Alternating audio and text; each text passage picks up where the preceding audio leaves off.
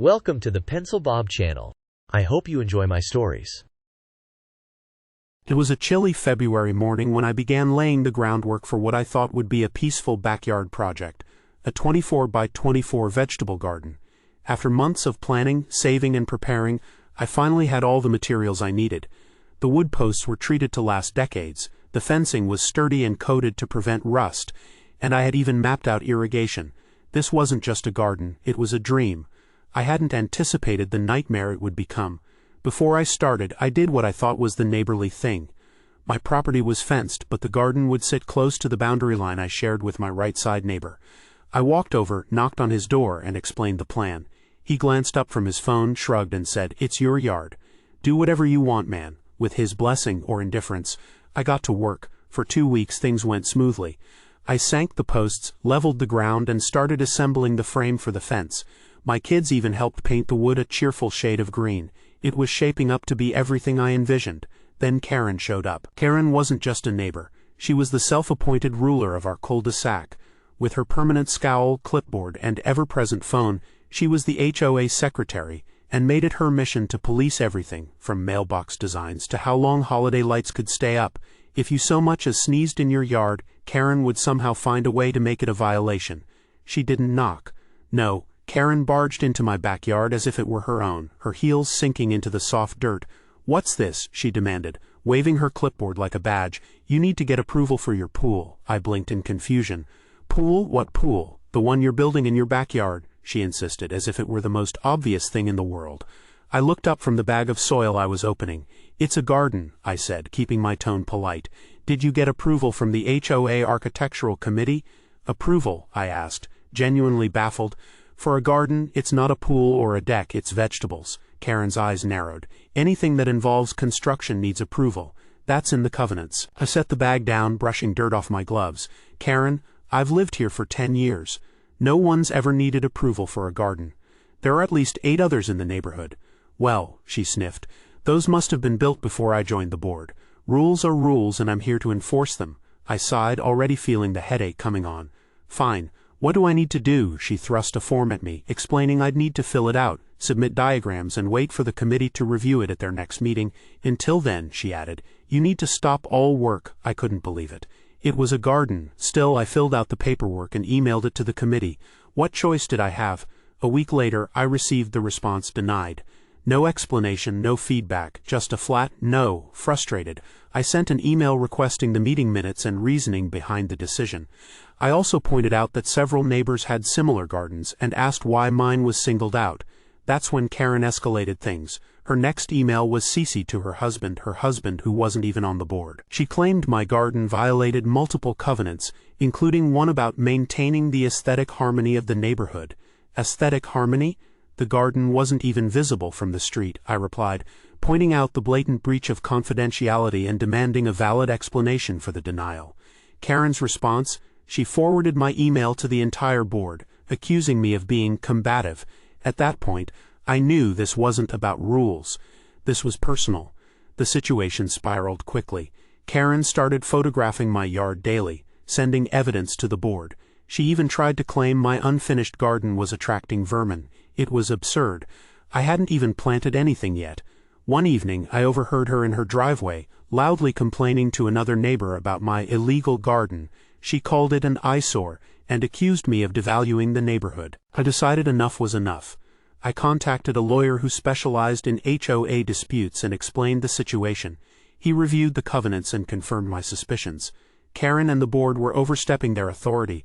For one, the architectural committee's denial was invalid because they hadn't provided written reasoning within the required 30 days. Secondly, their selective enforcement, targeting me while ignoring other gardens, was a clear violation of HOA law. Armed with this information, I sent a strongly worded letter to the HOA, citing the legal issues and demanding they approve my garden immediately. I also requested copies of all meeting minutes, as was my right under state law. The fallout was explosive. Karen showed up at my door the next morning, furious. "How dare you threaten legal action?" she hissed. I leaned against the doorframe, arms crossed. "How dare you harass me over a garden?"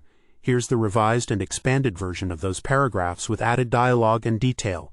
"This is harassment now," Karen snapped, her voice sharp enough to make my neighbor's dog bark from 2 doors down. She planted her hands on her hips, staring me down like she thought she could intimidate me. "Yes, Karen. It is harassment," I said, leveling my voice so it cut through her condescension. "When you stalk my yard, drag your husband into HOA business that he has no authority over, and fabricate nonsense about vermin to shut down my garden, it's harassment." Her face twitched like she wanted to interrupt, but I wasn't about to give her the chance. "I pay dues just like everyone else," I continued, my words coming out firm but deliberate. "You don't get to treat my property like it's your personal project. And you certainly don't get to ignore the law just because this is a voluntary HOA," she sputtered, her usual quick-witted retorts suddenly nowhere to be found. We're just trying to maintain standards," she finally managed to say, though the words sounded shaky even to her. "Standards?" I repeated, raising an eyebrow. "Karen, I've lived here for 10 years. My lawn is mowed, my fence is painted, and I've never had so much as a single warning from the HOA until now. Meanwhile, you've been turning a blind eye to the guy on the corner with the rusted-out truck and the neighbors who never take down their holiday lights. So forgive me if I don't believe this has anything to do with standards." Karen's face flushed a deep red. "Well, I don't need to explain myself to you," she snapped, waving a hand dismissively. "Oh, but you do," I said, my tone sharpening. "When I requested the records of the HOA's actions and a meeting with the board, I was denied. Do you know what the Virginia laws for HOAs and POAs say about that? Of course you don't. You clearly haven't read them, but I have, Karen, and your little voluntary HOA doesn't get to operate like some rogue dictatorship.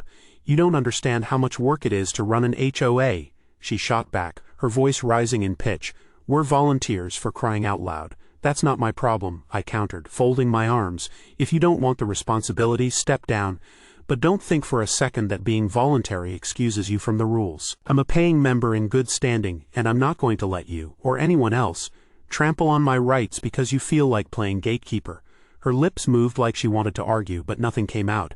Instead, she threw up her hands and stormed off down the sidewalk, muttering under her breath. I watched her go, a small part of me tempted to shout something after her, but I held back. She'd made her exit, and honestly, I preferred the quiet.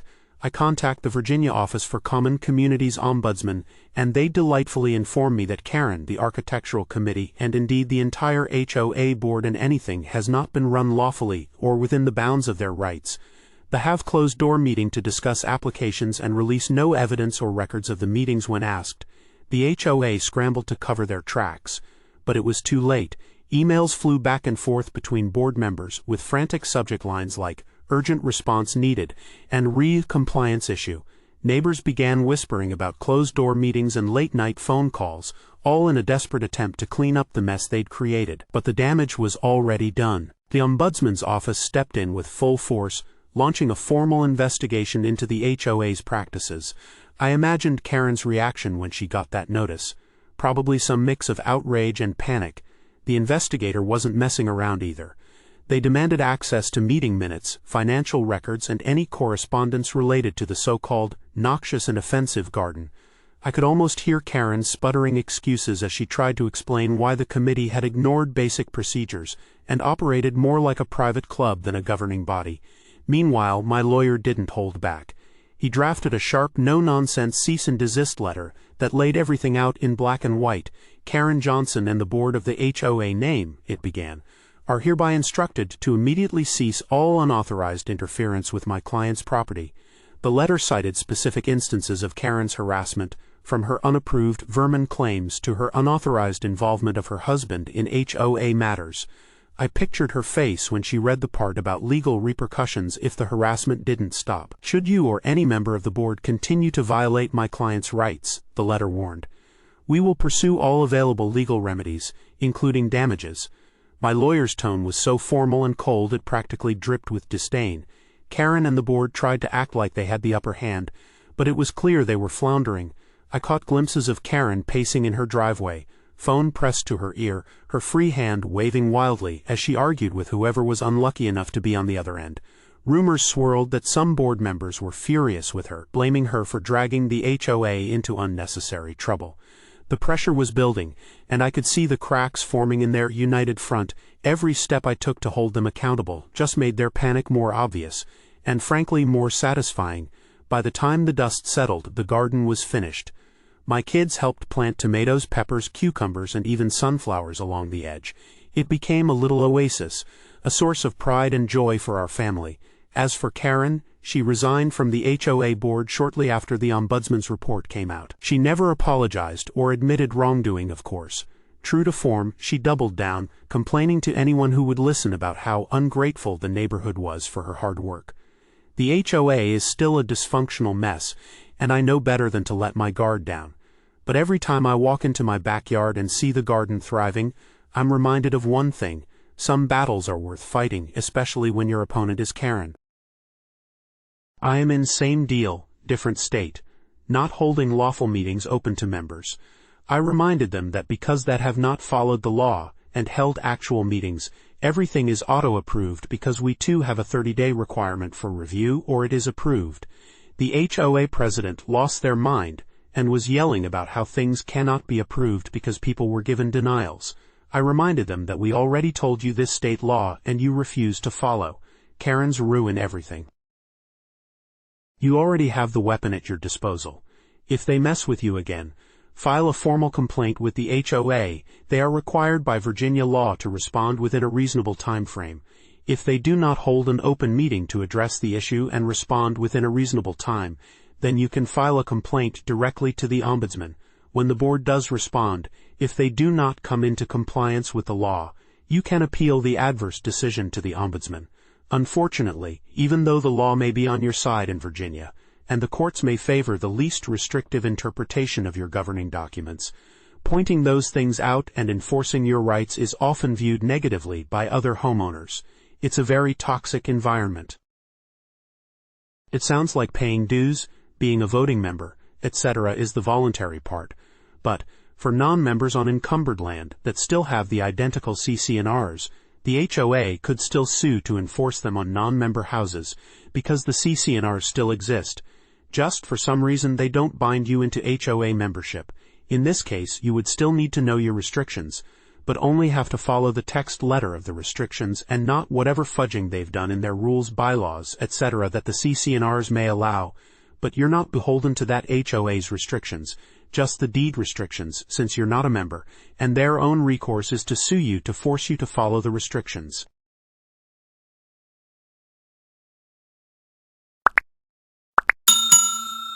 I would like to thank you for watching the video to the end. To encourage us to make more videos, please like, subscribe, comment, as well as share. Check out this other video if you haven't already.